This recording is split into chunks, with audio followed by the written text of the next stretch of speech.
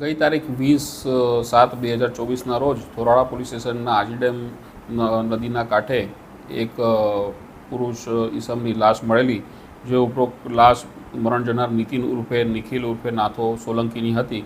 અને એ બાબતે તપાસ કરતાં એમના જે મિત્રો છે બે, મનોજ ઉર્ફે મનિયો બિસ્લરી મકવાણા તથા અન્ય કરણ હેમંત રાઠોડ, તેઓએ તેનું ખૂન નિપજાવી મૃત્યુ કરેલ હતું. જે બાબતે થોરાળા પોલીસ સ્ટેશનમાં BNS કલમ 103(1) તથા 54 મુજબનો ગુનો 23 તારીખે દાખલ કરેલ.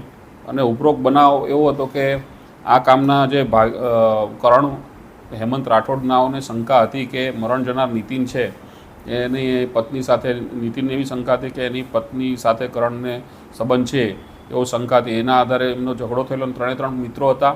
અને એ દરમિયાન ઝઘડામાં નીતિને એવું કીધું કે ભાઈ આવતીકાલે હું તને જોઈ લઈશ. એટલે આમને ડર લાગતા એમને બંનેએ, મનોજ અને કરણ બંને ભેગા થઈ એનું મૃત્યુ નિપજાવેલું, પથ્થર મારીને માથામાં, અને મોત નિપજાવેલ. જે બાબતે અત્રેના પોલીસ સ્ટેશને ગુનો દાખલ કરેલ છે, થોરાળા પોલીસ સ્ટેશન.